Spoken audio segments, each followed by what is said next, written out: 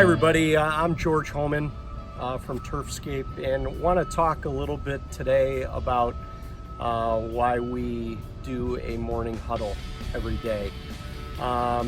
We started doing our huddles at our Twinsburg branch back in January, and the focus of our huddles is focused around developing relationships with everybody on our team, and then making sure that we're communicating everything that we need to communicate, whether it's safety or company policies or things like that. Now that we've been doing our huddles for almost 6 months, the thing that I've seen is that it's brought our team closer together.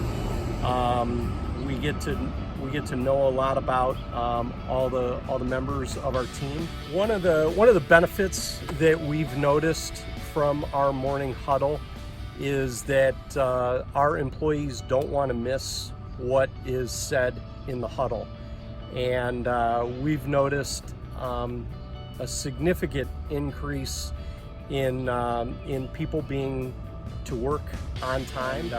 One of our guys, Mario Rodriguez, said to me one day, he's like, after the huddle in the morning, everybody leaves and gets in their trucks, and everybody has a smile on their face, and at the end of the day, people come back and they have a smile on their face. He said the huddle has brought us closer together and made us more like family.